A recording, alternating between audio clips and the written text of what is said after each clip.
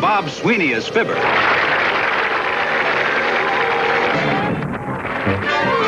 And Cathy Lewis as Mama. Delicious. But isn't it kind of a big cake for only 4 people? Not when one of them is McGee. Oh. How you come with the salad? Oh, it's finished. I'll put it in the refrigerator. You know, this was a terrific idea of yours, Molly. Oh, gee, we couldn't let this day go by without having some sort of a celebration, huh? You know, 5 years of neighbors. It doesn't seem possible. Now for the inscription. I think I'll write, love thy neighbor. Hi, honey. Hi. Boy, have I got good news for you. The greatest thing just happened. Really? Yes, sir. You know that empty office we have in our building downtown? Yeah. I finally rented it. Oh. Yes, sir, and I owe it all to your husband. Did Roy find the tenant for you? Ed Waller's nephew, Norman, just got out of law school. Roy sends him over. He looks at it and he liked it. Oh, that's wonderful, honey. Yeah. There. How does that look? Love thy neighbor? Is that all you're going to put on it? Yeah. Well, I was planning a much bigger message. I'll run right out and get you a blank cake. Don't bother, my dear. This will be fine. We'll just scrape that off. Now, here's what I'd like to say. Take an inscription. Yes, sir. This happy occasion commemorates the 5th anniversary of the McGees and Norrises as good and friendly neighbors. Uh-huh. May our friendship continue as the years progress, and may we always live side by side in peace and perfect harmony. Got that? Uh-huh. Read it back. Love thy neighbor. I think it says the same thing. Okay, then I'll work it into my after-dinner speech. We're going to have a midnight supper if you don't start the barbecue. Tell you what I'm going to do. I'm going to get right after that now, and I'm going to baste those steaks in my own special sauce. Oh, what kind is that? It's an old Creole recipe. Red pepper, black pepper, chili pepper, Tabasco sauce, and Worcestershire sauce. Wow. Never mind the fire. Those steaks will cook themselves. The way you taste them.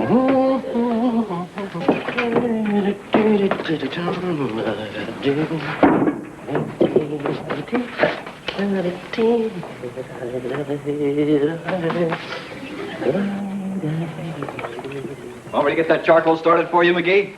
Oh, hi, Roy. Are you kidding? You're talking to an old Boy Scout. The barbecue of all time. Hey, that's a beauty, huh? Hey, McGee, I want to show you something. Okay. Hey, the girls are going all out on the celebration tonight, aren't they? Oh, yeah, I think it's nice to celebrate something like this. So do I. You know, it isn't every day you get to live next door to a guy for 5 years.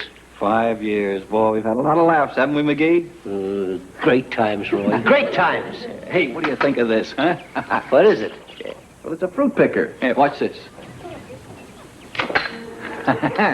Pretty nifty, huh?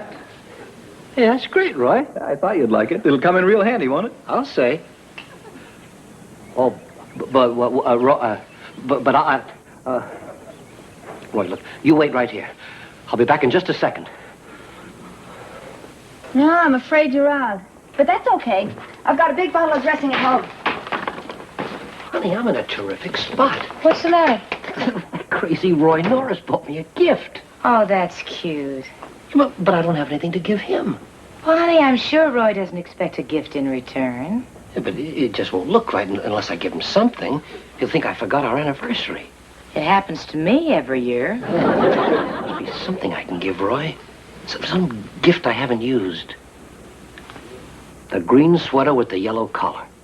I gave you that for Christmas. And I wouldn't part with it for anything in the world. I know. I'll give him the trout reel I bought last week. Your brand new one? Well, I'll buy myself another one. This has to be something extra special. After all, he gave me a terrific fruit picker.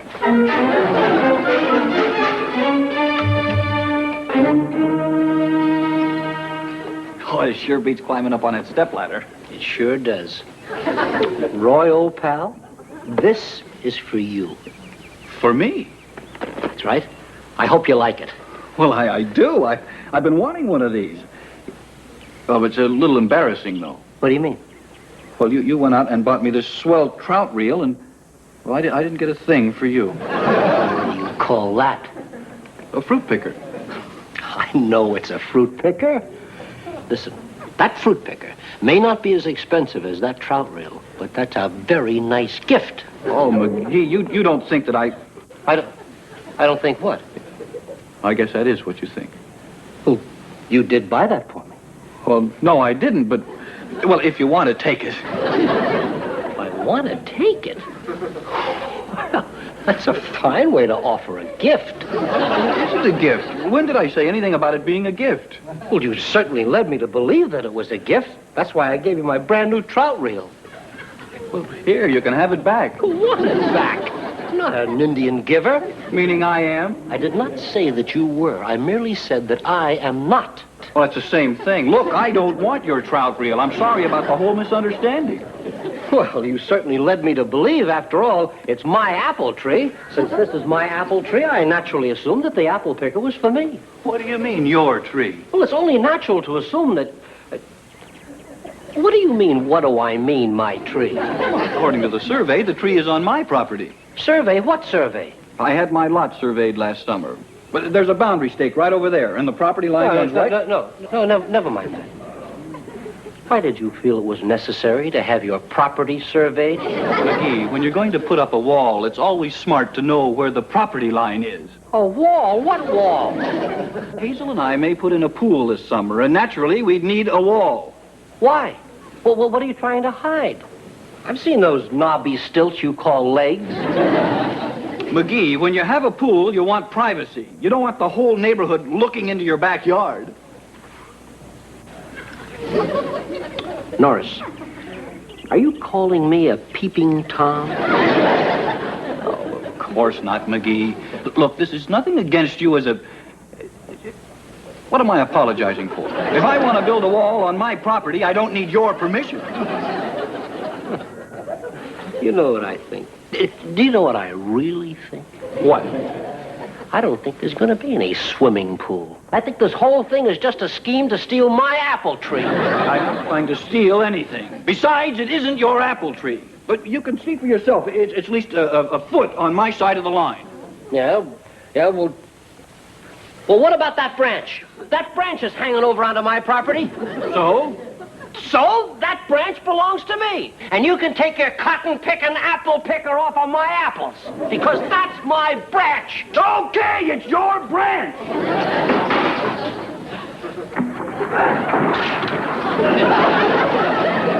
Here, take it.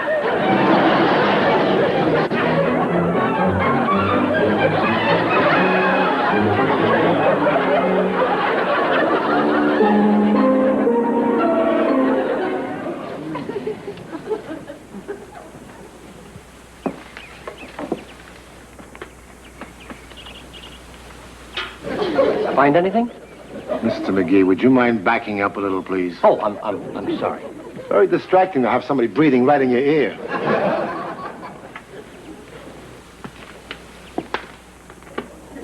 How we doing? My survey is quite a bit different from the one Mr. Norris had made. Then the apple tree's on my property. No. The apple tree is on his property. According to my map, you have a pie-shaped lot. I laid a line here to show you the angle. What's this? His clothes pole is on my property? Okay, Charlie, just a minute. Excuse me a minute, Mr. McGee. Certainly.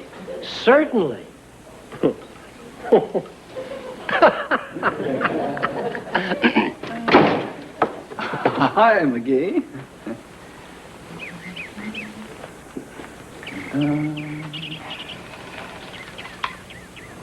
Hazel, this doesn't feel bad for a cheap reel. Well, forget the trout reel, because we have rather an interesting problem here. Oh, what sort of a problem? Your man overlooked one small detail. You have my apple tree, but I have your clothes pole. What? Yes, 18 inches over. If you don't mind, keep your laundry in your own backyard. What are you doing, McGee? I'm delivering your laundry. Mr. McGee, can I talk to you a minute? Yes, sir. What am I supposed to do with all this wash? Why don't you hang it on your apple tree? Now, may I help you, sir? Find something else? Yes, as a matter of fact, we did. What's the good news this time? Well, I wouldn't exactly say it was good news. We found that your garage extends over the line 1.5 feet. What does that mean? That means that your neighbor could force you to move your garage off his land. You don't suppose I could force him to move his land out from under my garage? Well, your best bet would be to try to buy the strip of land from him. It wouldn't cost over $100, and it would be a lot cheaper than moving the garage. That can be real expensive. You can, huh? That's no problem when neighbors are friendly. Are you and Mr. Norris on good terms? He's the best friend I ever had. I'm going to go over right now and tell him so. Let's put that right back on my property where it belongs. Don't do me any favors, McGee. Now, we've had our little joke. We've had a good laugh over this, Roy. A joke? You don't think I was serious, do you? You know how I love to fool around. Well, I certainly don't think these dirty clothes are very funny. I agree with you. I don't think they are the least bit funny. Hazel spent all morning on them, and now she's got to do the whole laundry over again. No, she doesn't. I'll do the laundry. You? Yes, sir. And I'll wash your car, and if I have time, I'll cut your grass. McGee, you're up to something. No, all I want to do is to apologize for yesterday. It was my fault. Then you admit it. I certainly do. Now let's shake and forget the whole thing. Well, it was pretty ridiculous. Yeah, we acted like a couple of crazy kids. One of us acted like a crazy kid. No, I acted like one, too. We're all through now. I'll send the bill with my report. Thank you, Mr. Johnson. Thank you. Oh, did you get the matter of the garage straightened out?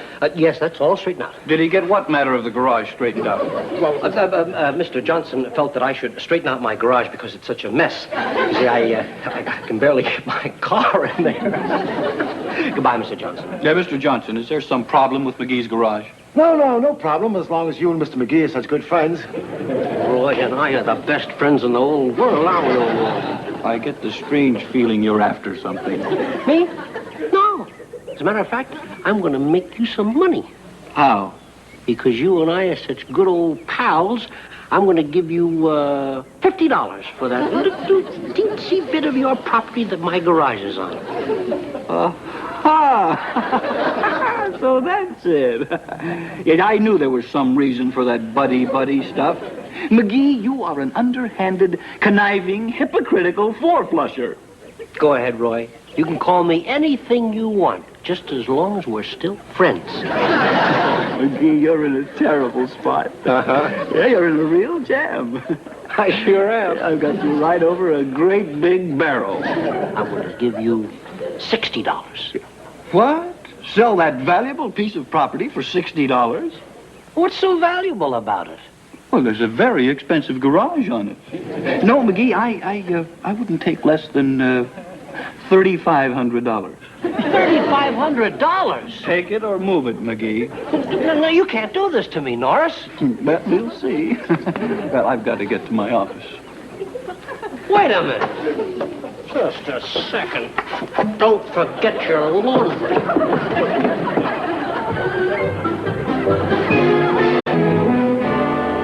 Hello, Roy. Hi, Molly. Come on in.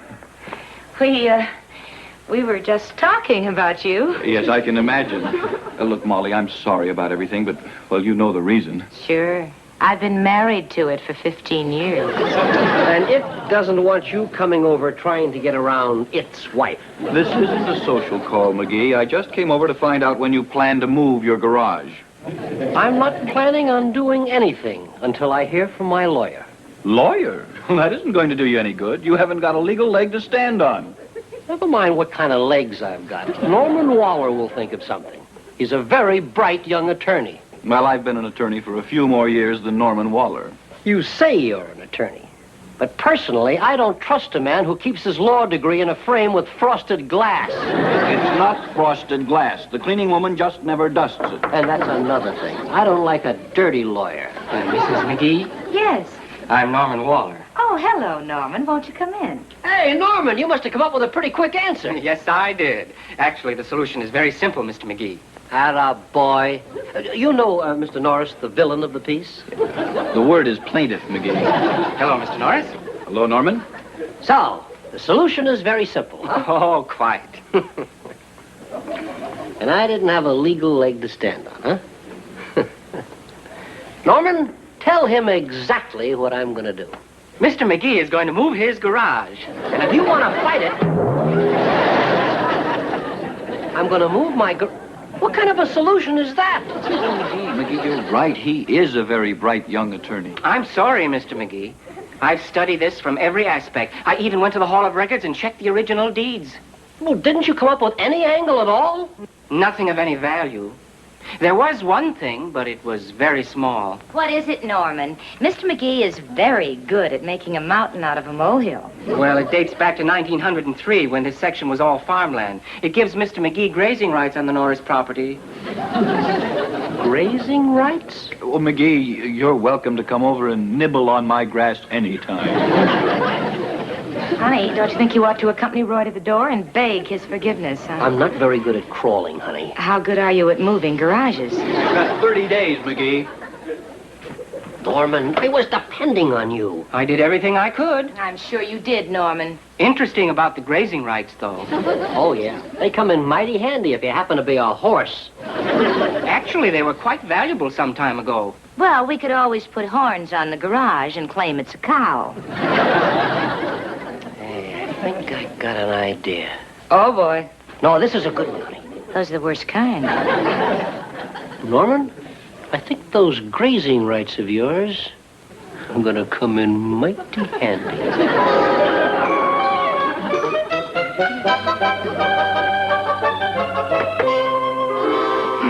Roy, I feel it's only fair to warn you that if you insist on my moving that garage, I'm going to use my grazing rights.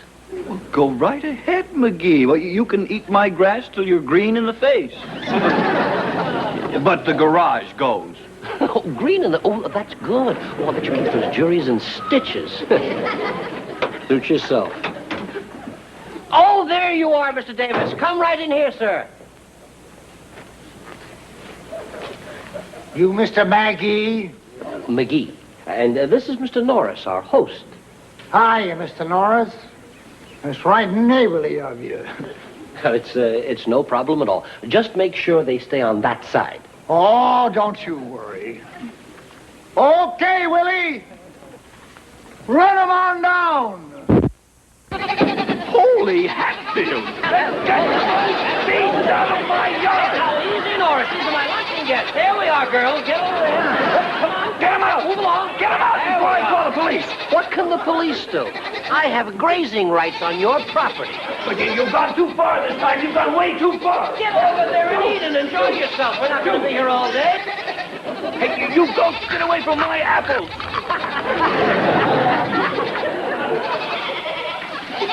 Stay out of that fern. Shirts. They've eaten my shirts. McGee, get those goats out of here or I'll... I hope it wasn't starched. Starch always makes the goats kind of stiff-legged. I got to make a phone call. I'll be right back, Norris. McGee, don't miss the fun. Maybe they're thirsty. Shoot. Norm, listen, Norm, I don't think we're going to have any trouble with Norris. No problem with the garage. Well, you know what the grazing rights... Norm?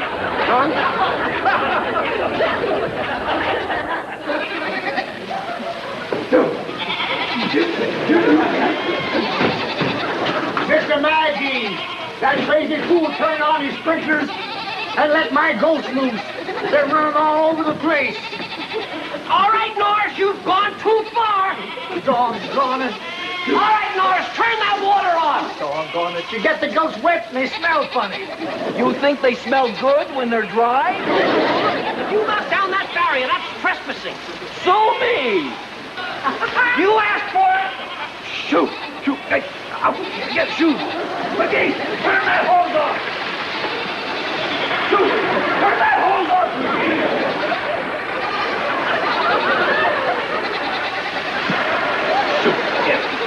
Get. Roy, what's going on out here? Honey, I'm sorry, but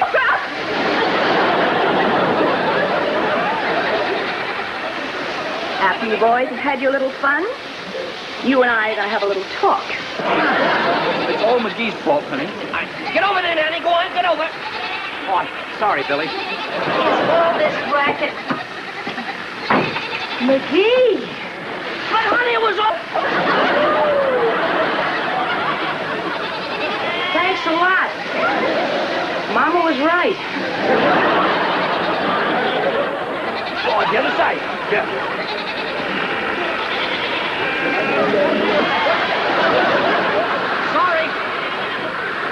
McGee, you asked for it? Norris, don't do that. Norris, you... Norris, stop that!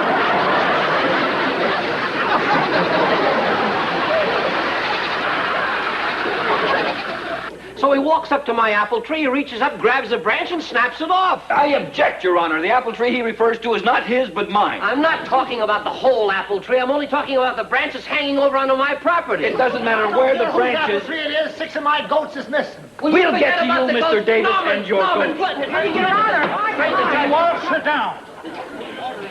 You know the kind of trouble he gets into around the house. Imagine what could happen to him in a courtroom. The whole thing's a pure case of trespassing, Harry. Mr. McGee, you don't address this court as Harry. Your Honor, any trespassing on my part was purely self-defense. Those goats were ruining my yard. Goats? What's this about goats? Well, Your Honor, I brought in a herd of goats yesterday.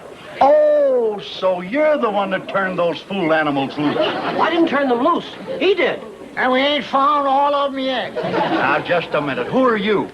I'm Adam Davis. I got 6 goats missing. Well, 3 of them were in my backyard. And for your information, they ate up all my rose bushes. Roses ain't good for goats. I wish you wouldn't let them do that. Believe me, I asked them not to. You can appreciate what I went through, Your Honor. They ate 3 of my best shirts. We just hope it teaches them both a lesson.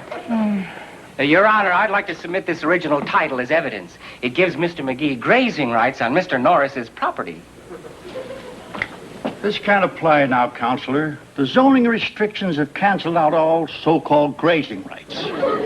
Now, this court orders Mr. McGee to pay Mr. Norris $300 damages. Norman, do something. Well, I don't know what I can do, Mr. McGee. We never studied a case like this in law school. Your Honor, I'd like to appeal to the court to be lenient with me on account of the extreme youth of my lawyer. My decision stands.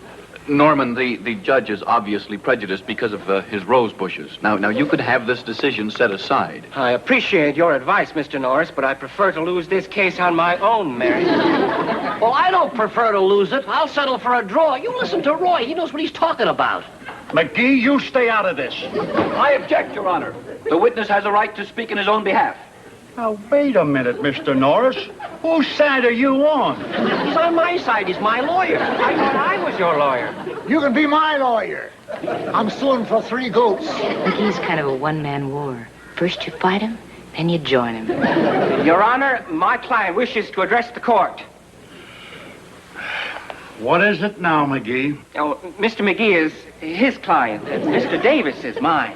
I want to know what they're going to do about my goats. Order. Order this court, I say. Now then, which lawyer belongs to what client and who is suing who? I'm suing both of them. And I was suing Norris. And I was suing McGee, but I'm not suing McGee anymore. And I'm not suing Norris anymore. Well, I'm still suing somebody. I'm sorry to interrupt, but I think there are 3 goats grazing on the courthouse lawn. Good heavens, get them out of there, Davis, before they eat the flagpole. Yes, sir. Right away. And I'm obliged to you for finding them. Now, as far as you 2 are concerned, Molly Hazel, please take them home. Harry, you got 20 carat. Court adjourned. Come on, fellas. Roy, I want you to know that I'm... Forget it, McGee. I'm sorry, too. I think this calls for a celebration. Molly, do you still have that cake? Oh, it's probably all dried out. The steaks are still good, and I could bake an apple pie. Apple pie? Second thought, I'll make it blueberry. How about a little golf, huh?